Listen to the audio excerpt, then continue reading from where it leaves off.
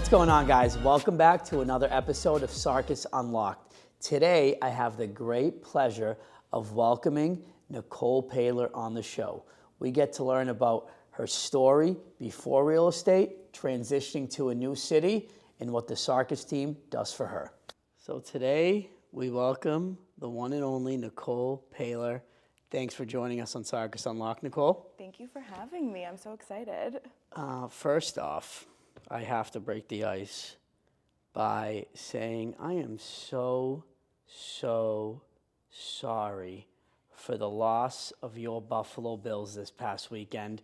I don't know when this episode will air, but oh my God, you guys cannot win the big game. I'm so sorry. Unlike Buffalo, you're a winner, and that's why you're here.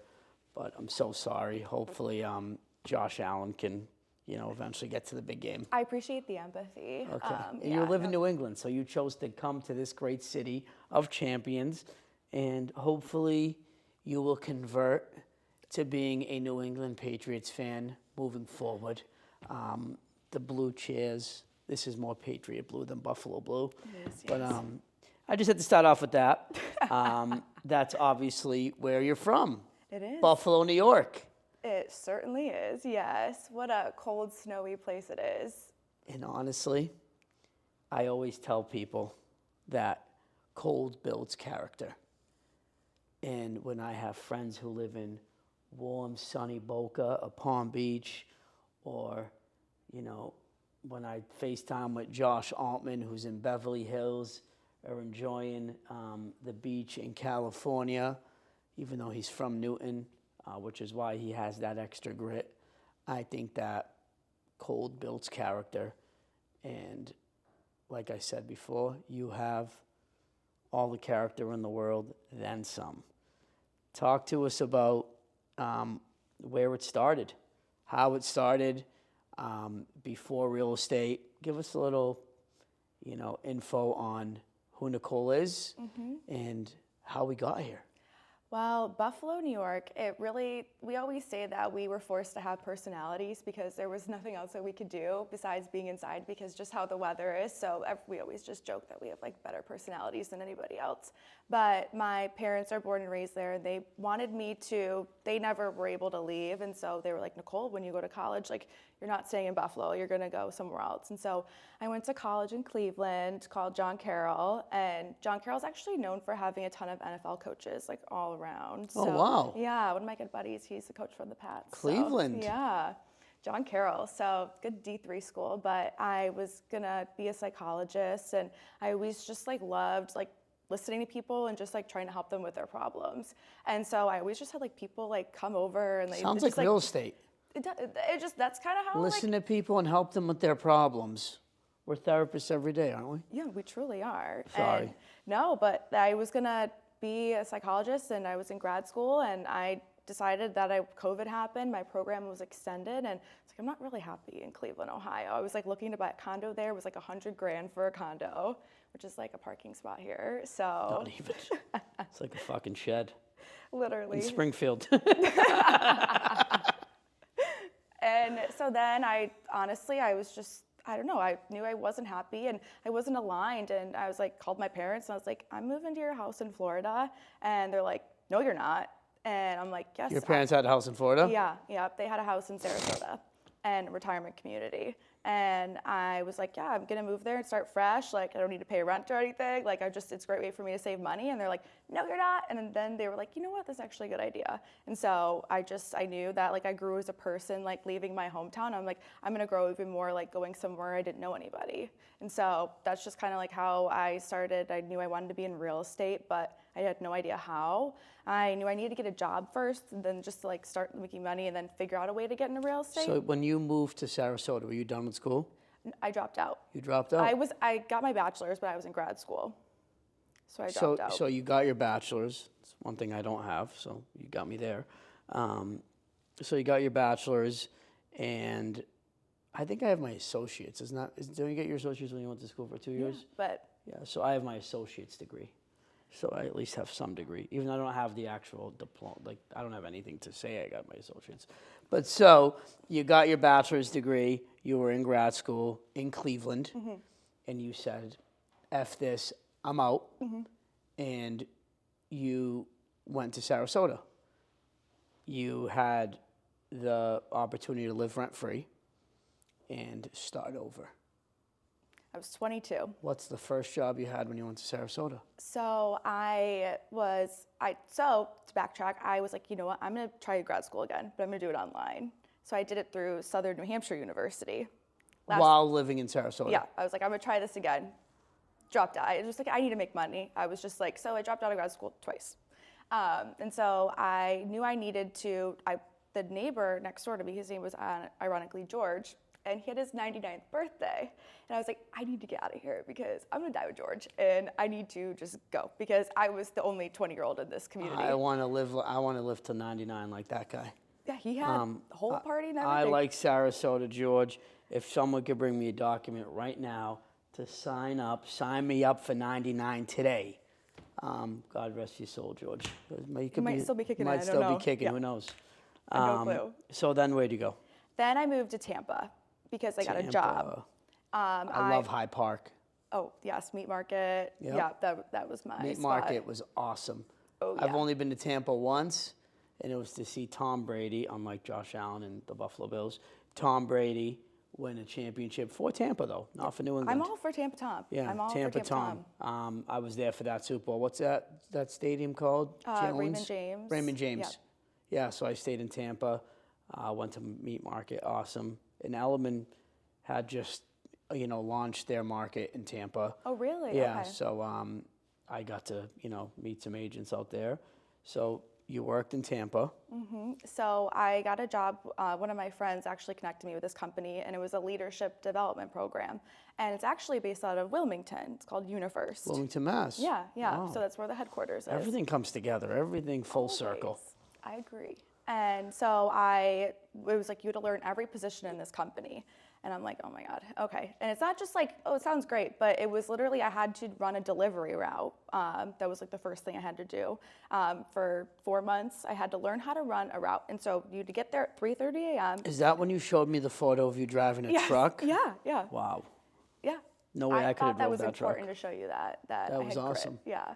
And so I had to learn how to drive this. I had to get my DOT license, which I don't even know what that means, but you get to drive a big truck then. So I have that. So Did you ever hit anything? I did, yes. They were covered by insurance, so it was fine. Oh, it was fine. No big deal. So I just hit a couple stop signs turning. Yeah. But I had to learn how to do that. I had to learn how to work in the plant with women who didn't speak any English, and then I had to work in the sales rotation. But fast track that, I ended up just leaving and jumping into real estate. I just my heart wasn't in it, so I ended up completing that program. But so starting off in real estate in Tampa, bachelor's degree at John Carroll in Cleveland, then tried to do grad school, dropped out, called mom and dad, said I'm moving to Sarasota with 99-year-old George as your neighbor, still kicking potentially. Tried to get into grad school, got into grad school again at Southern New Hampshire, and was like, F this, just not for me, and I got to get the hell out of Sarasota. Literally. Moved to Tampa, drive a truck, crash it a couple times, hit a couple bumpers, whatever it is, and then transition into the great world of real estate. Did I get that right? Yeah, no, you did. The favorite part of my life. Gotta listen in this world. If you don't listen, you're in trouble. You nailed it. So you get into real estate in Tampa. From what I remember, you were working for a developer, or did you start somewhere else? I started with Coldwell Banker the very beginning. I had no idea I didn't have anyone in my life in real estate. I was like, I'm just gonna figure it out. I mean, I just had no choice. And so I was there, I was just a solo agent there, and I was hungry to learn, and I just wasn't, it was so old school, that office I was at, and I knew that I was missing something. And so I ended up going to a small boutique firm, and I was connected, I was on this team, and I was able to I love the team environment. That's just something I thrive in. And we were just able to work together, and the one of the team lead I was on, he just tossed me it was like $150,000 deal. And I was just able to learn like how the deal flow structure went and how to like communicate with the client. And then once I just had that one, I just took off because I already had all these pre-existing relationships from being there for a couple of years. And so that's just when I took off and just really like was like, I love this so much. Like this is what I want to do the rest of my life. So, and Are you still happy you made that decision? I am, yeah. You sure? Yeah, no, nothing makes me more excited than buyer showings, and like I love open houses, and Saturdays are my favorite day of the week, so. I love that. I mean, in real estate, you know, when the crazy thing is when I go to get my hair cut on Fridays at the barber shop, there's Wild Duck Wine and Spirits on Salem Street. I used to live there. And I sometimes, you know, just see the random guy walking from work. He has the messenger bag. Looks like he had a long work week, and he has a pizza that he probably got from Ernesto's. And he goes in and he has a 6-pack of Sam Adams. This guy looks like he's about to have the best fucking night of his life. So content. TGIF. Thank God it's Friday. For me, I'm still dealing with buyers and sellers. I got to figure out how I'm going to go to Isabel's soccer game while doing open house and then do a buyer showing. This guy's about to crush a cheese pizza and have a 6-pack of Sam. The simple life. Depending what it is. Sam Summer, Oktoberfest, Winter Lat, whatever it is. He's just living. And I look, I'm like, I kind of envy this guy. But I don't want to be him. I love what I do, and I know you do too. And that's why we tie the shoes, lace them up, and we get ready for war every single day. And you're a warrior. You're a tough girl. You're a tough, you know what it takes. You want it. We had our end of the year meeting, and you put that picture of you driving that truck. You didn't disclose that you crashed it, but I didn't crash it. I just hit a couple things. But you put that at the end of, you know, your yearly goals and where you want to go and all that. And I think that's a great symbol of who you are. And you said you put that there because you wanted us to know that, like, you don't want us to hold back. I haven't held back.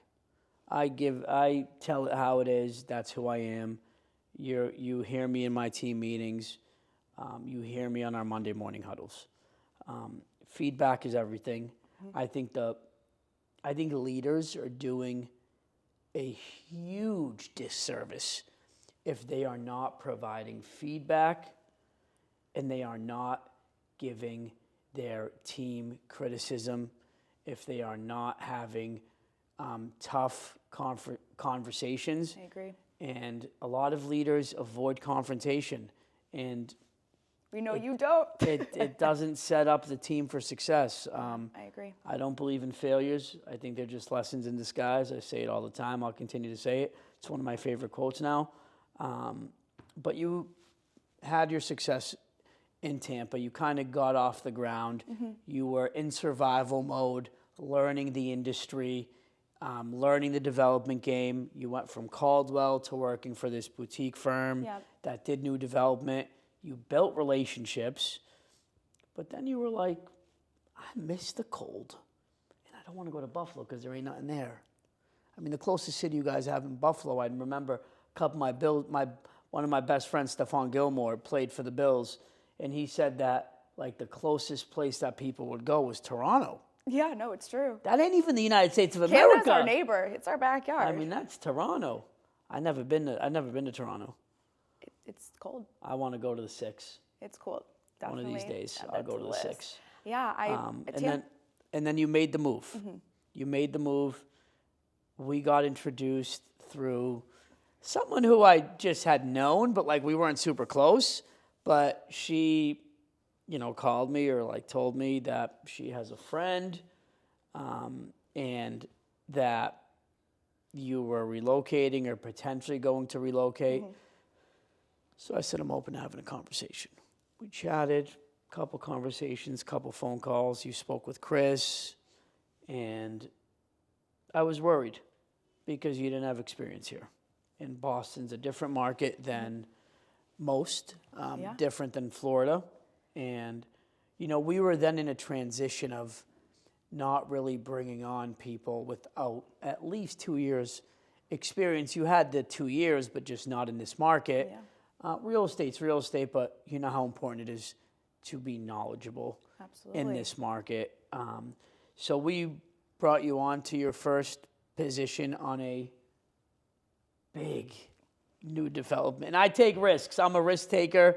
I like to delegate, and I like to put people in a position to succeed and learn. And tell us about your first job at the Sarkis team, because it wasn't general brokerage and it wasn't buyers and sellers and rentals. No, I mean, I moved. I remember the day I moved. It was August 8th. I came here. And I think you called me like just 3 days later, and you're like ready to get to work. I'm like, yeah, put me in.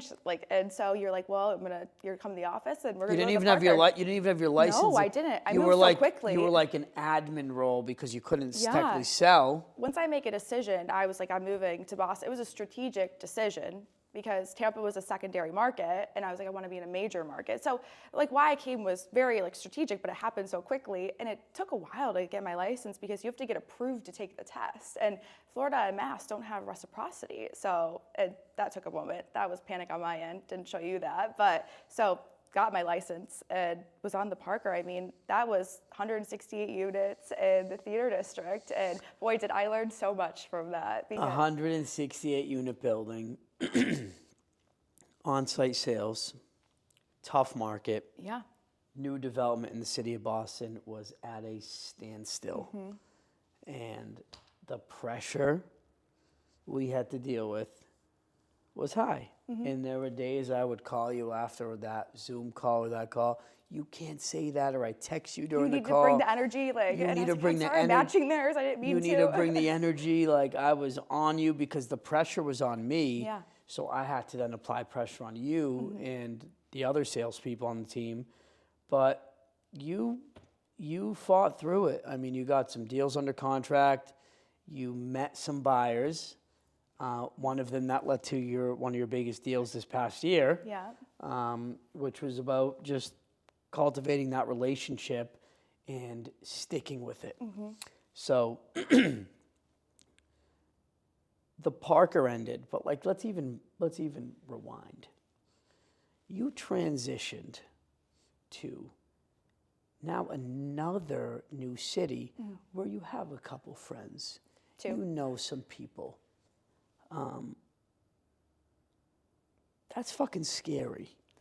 With no money, really. With a couple bucks. Yeah, literally. And with a couple bucks. And I mean, what's one thing I always stress to you? Oh, yeah, you were like, how are you going to pay your bills? Like, what are you going to do? And I'm a worrier. I'm a worrier. And I think they're fair questions, though, because it's like you have to know, like, what someone's going to do in those moments, because it all goes down to, like, how you're going to treat a client. Like, what are you going to do it the wrong way? You're going to do it the right way. And because if you need money, I say this all the time, it's like, for agents who are trying to do this, you have to have some security financially.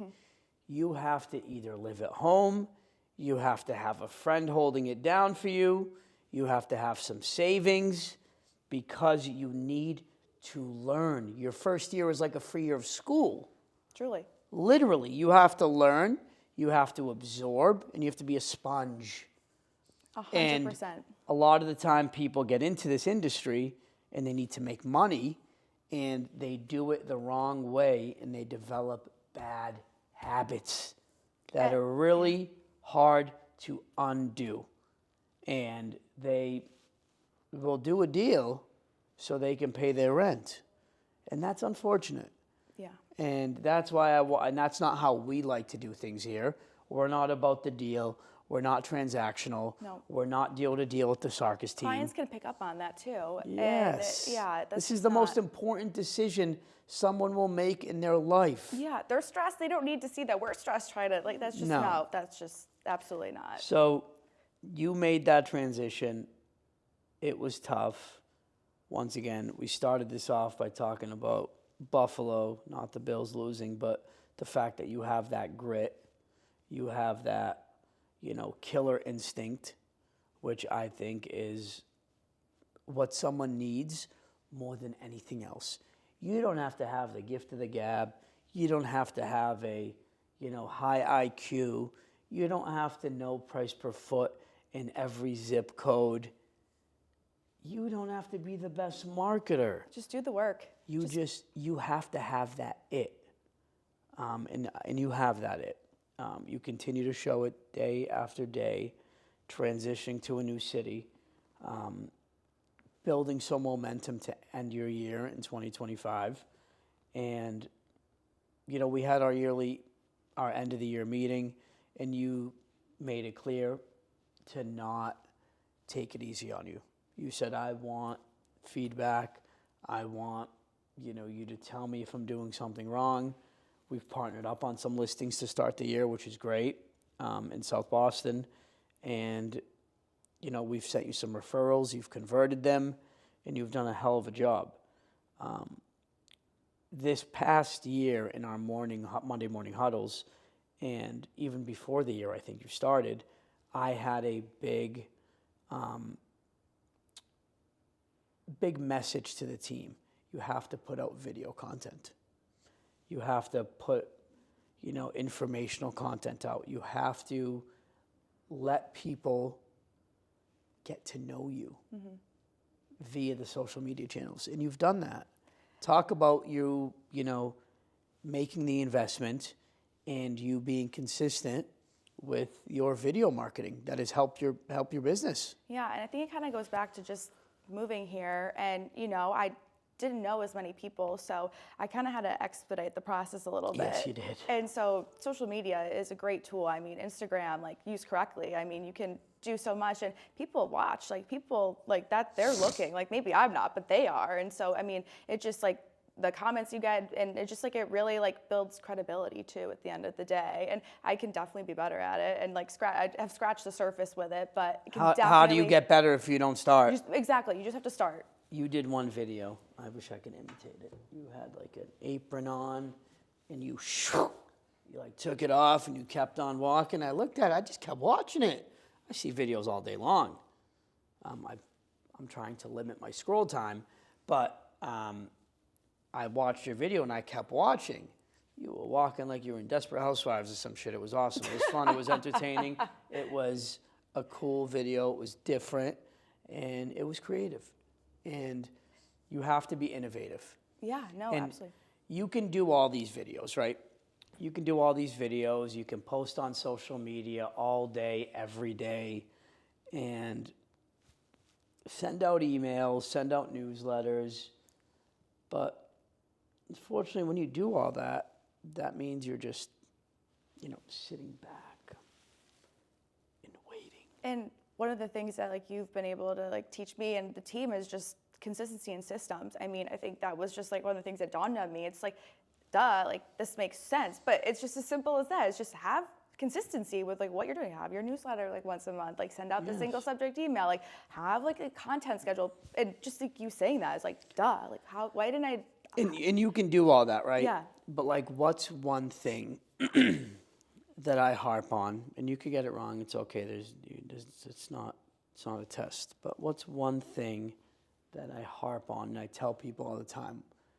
I say we're not in the real estate business. Relationship business. We're in the people business. Yep.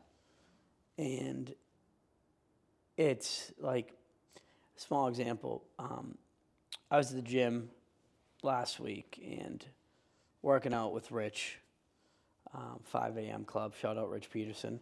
And we're in the gym, and in Lifetime, they have all these TVs. And you have people advertising on the TVs, and it's great. Rich is like, why don't we do something like that? And I was like, I'm not really a fan of that because it's we're paying money, people are working out, and you're just waiting for the phone to ring. I said, what about, doing this, and that? I don't want to give all my, secrets away. Where people can come to you and you can meet them and, put yourself in the room with people or interact with people. One thing that you've done at a really high level is cultivate business alliance relationships. You've had events. You've had meetings in this office.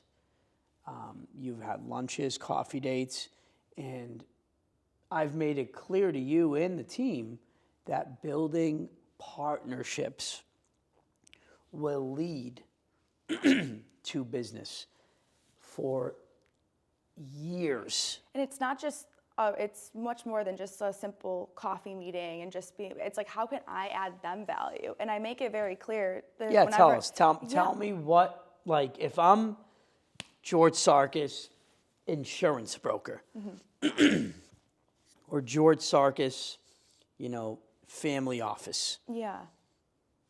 Hey, reach out to me. Yeah. And what are you saying to me? I just would reach out. Hi, like I blah blah blah. Like I'm Nicole with the Sarkis team, and I mean, Okay, Nicole. our name, What can I do for you, Nicole? I'd love to meet for coffee and see how I can add value to you, and see if there's a way for us to collaborate down the road. Oh wow. On business, and usually it's let's absolutely meet up. Do you need referrals from me or anything for us to meet up? I don't ask for anything. I mean, Do I need to give you referrals? No. Okay. I'm building a long-term relationship with someone. Like Okay. I always say that. I'm here for the long term. So it's like I'm not expecting anything. I want you have to trust me and I have to trust you, but I want to see how we can help your clients. Like, is there anything that you could see that there's missing a gap for me to fill? And so I usually just start with that. I mean, I send like financial advisors information for their clients on real estate, CPAs information on it, divorce attorneys. I've drafted up stuff for them. Do you get right into the transaction and business side of it, or are you just like?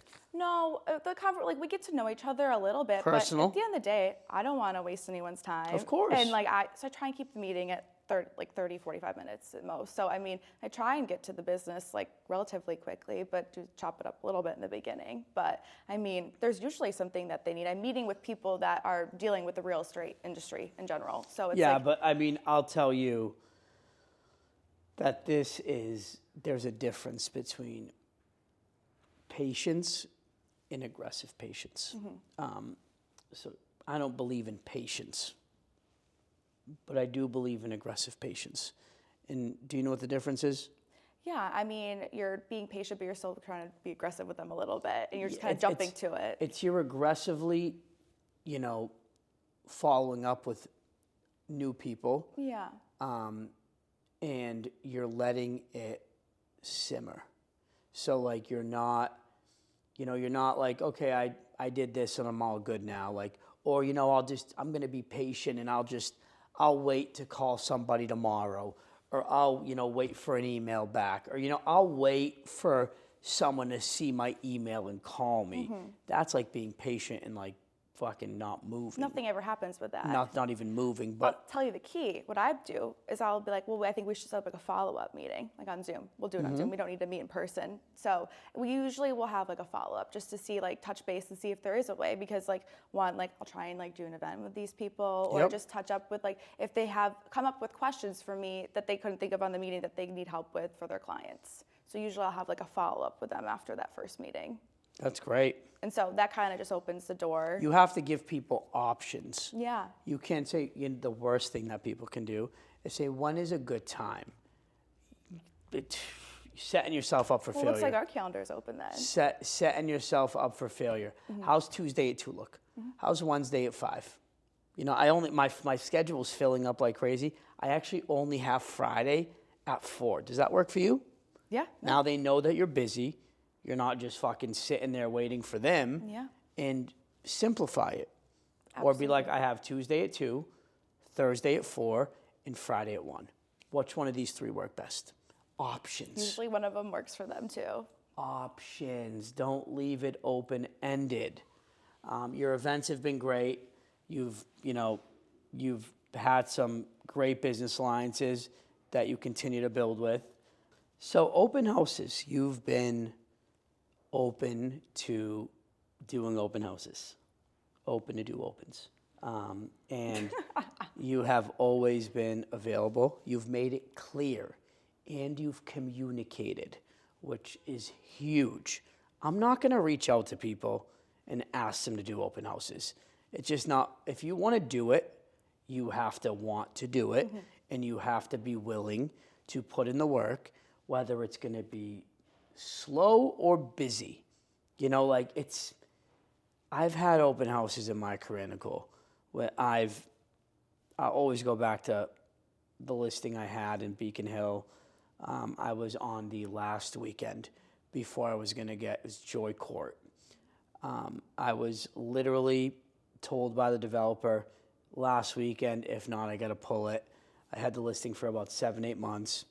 And last Sunday, pouring rain, like torrential downpours. I'm doing an open house at 11:01. It's $12.50. No one came.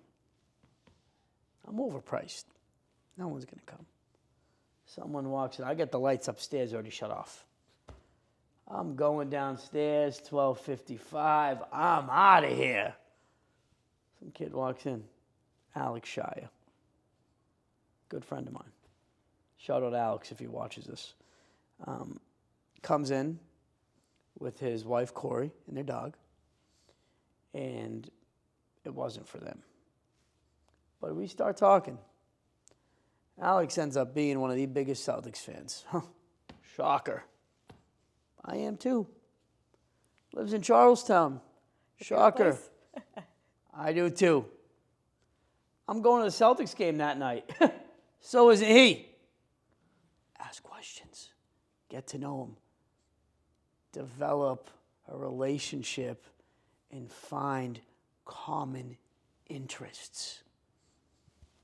That's what you do in an open house. You don't sell the property. You didn't even talk about it at first. Get to know them. Yeah. What do they want? What are you looking for? And they want to build a family. This house isn't for them. There's no parking. The bedrooms aren't on the same floor. But I just focused on getting to know Alex. And I end up selling his condo. He ends up buying a house.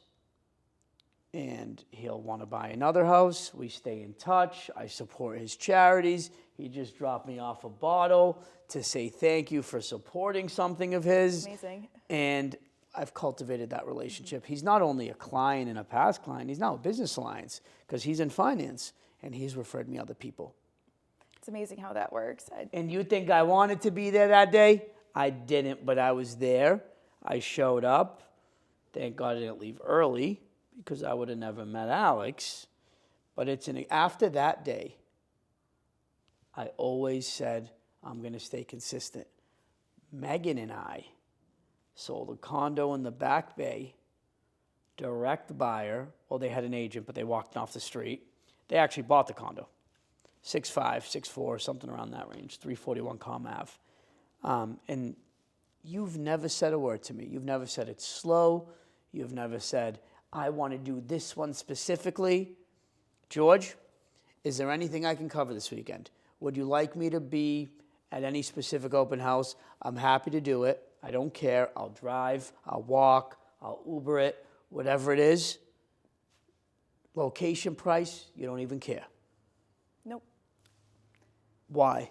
I think the more you can learn about an area, I think it's an opportunity. I mean, and people that are even from areas, they don't know about different areas. I mean, some people, they've never been to the North Shore and they're from the South Shore. Like, I hear it all the time. So I think the more that I can learn about a certain area, a certain street, I mean, it's just better for me. And then if I am able to do that open house consistently, I know the house even better then. And I get to pick up buyers and at any price point too. I mean, I'm at the age where like I'm hungry and I want to learn. And I think that anyone that is like in their late 20s that don't have children yet, like should be like just hungry and wanting to just, you can't say no to anything right now. If I didn't have two beautiful daughters with sports on Saturdays and Sundays, I'd do back-to-back-to-back open houses. I really would. It's honestly, it's an office. It's like going into the office. Yeah. Going into the office, if someone walks in, you get to speak with them, you get to talk to them about the property, what they're looking for. You just get to meet good people. You get to pick up potentially new clients, and that's that like dopamine rush. It's like yes, like nothing is more exciting than that. You mentioned systems. Systems in being consistent. One thing that you do at a high level is communicate. We have our CRM where we're able to talk about specific clients, specific leads, referrals. You're always updating it. You send me a update email every week letting me know what you're doing, how putting me in a position to potentially help you if there is help needed. Yeah. Problems, wins, losses, what's going on. And that has been very helpful for me as a leader to be able to see what you're doing and kind of understand how you move and how I can help. And you're so busy, so it just makes sense why that, like, sending that email, just so you know, it's like I don't get to maybe see you, cross paths with you all the time. Correct. So it's helpful for me to Yeah. understand what you're doing. How hard has it been for you to follow those systems consistently? And how have you been able to do it so consistently and stay disciplined where it hasn't, gone off track? Like, what have you done to keep yourself organized, in the essentially? beginning, it wasn't easy at all, but I feel as if, though, there's no secret sauce to success at all, and it's literally just consistency and just working hard. And so if I just do those simple things, like you just do what you say. I've seen, Alex Do you Sanchez. put it in your calendar, though? Yeah, I have it in my calendar. Good. I mean, one of the guys on our team, Alex, he's the perfect example of that. Just literally replicate what you say about those systems. I mean, it's a no-brainer to me just to do those simple things. And I'm communicating with you, you see how I'm acting with people. So it all flows together at the end of the day. And you said sometimes I'm busy and it's hard to catch me. Has being on a team, or this team specifically, been helpful for you in your growth to be around other, driven and hungry agents and staff members? This is the team I've been wanting to be on my entire real estate career. I was trying to find this in Florida, and it was just, you would get I'm honored, by the way. Yeah, well, and I'm honored to be here. I'm so glad I'm honored that you to have gave me you. a shot, and from our initial 15-minute phone call that random day. And so, I was looking for structure and people that were showing up every day, and I wanted to be in a position where the leader, he's busting his ass too, but he's at that point where he doesn't need to have all the he's ready to help us grow. I feel like that's a true leader, and it was hard to find that where they're able to invest in the agents. And yeah, you're busy, I'm not going to waste your time. And it's but we have to earn your trust, and we have to show to you that we're willing to work hard and just level up all the time. So I think that answered your question. So am I a good leader? Yeah, you are. And I know it's all of our first time learning too. You're still young. I'm still learning too. Yeah. It's a grind. It's because everyone's different. Yeah. So it's I have to find those bits and pieces that everyone can use. And I have to continue to throw out different tips, tricks, strategies, techniques, because it's different strokes for different folks. But some things are just constant. Some things are just, this is how it is. You have to do it this way. Back to those systems, 100%. How you deliver a message can be different, but delivering the message as consistently as we deliver them, that's non-negotiable. Yep. Being ethical and trustworthy is non-negotiable. Putting in the hard work is non-negotiable. Especially everything in this else, industry. is a learning curve, and you've became obsessed in learning, wanting to grow. I talked to you in our team meeting, our year-end meeting, and I said, don't focus on the numbers. I said, you're a team player, you're good for culture, and you want it. So continue to focus on the small wins because they compound to big wins. And they do. And that's just that's how it goes.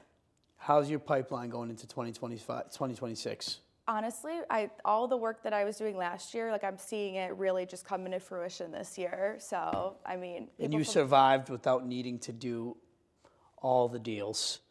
You got by, and you were patient. You had aggressive patience. You kept working, and it's now starting to come.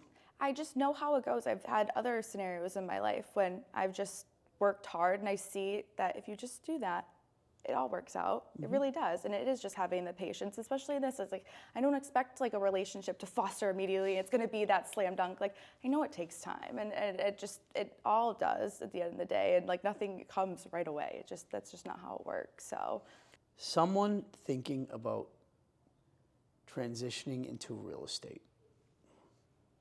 in a new city, not knowing anyone. What advice do you have for them, Nicole? I would say, first of all, it's not for everybody. But you have to be willing to just like be uncomfortable. I mean, and that's kind of part, like there isn't a secret sauce. Do I ever talk about being uncomfortable?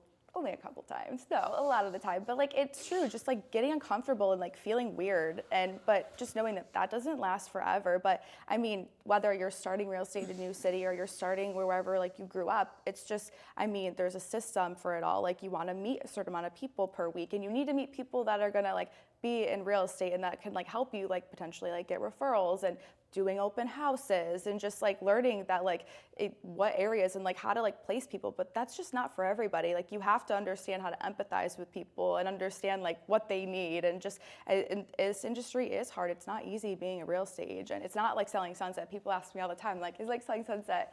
They go, is it like selling Sunset? And I'm like, not at all. Like literally not even close. Selling Sunset, yeah, right. I wish I had a camera. I wish it was a real reality TV show where you could see me bending down to, clean a floor and have my pants ripped from seams, or, walking into a basement that's flooded. That's not selling Sunset. No, certainly not. That's real TV. Yeah, or all the tough or conversations. Or hear the conversations we have. Yeah. Or having a client call me at midnight. Yeah. That's wild. This ain't selling Sunset. Certainly isn't. No, definitely not. And yeah, I mean, it's a grind. Yeah. It's, you have to be mentally tough.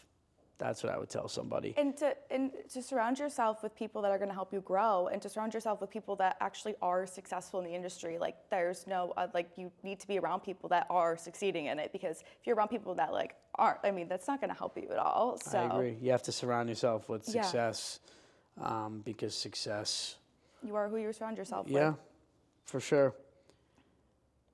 All right, great. So we're going to wrap it up. What's next for Nicole Paler this year? What's your, theme of the year for 2026? It's apply and execute. So I feel like I learned a lot last year just from, the Parker and just like learning how to navigate Boston and everything along those lines. So just everything from that and just executing. Apply and execute. Yep. Consistently. I love that. How do people reach out? How do they find Nicole Paler? You can reach me on Instagram. All my contact information's on there, and my number's on there as well. So just give me a call. Reach out to this girl. She is special.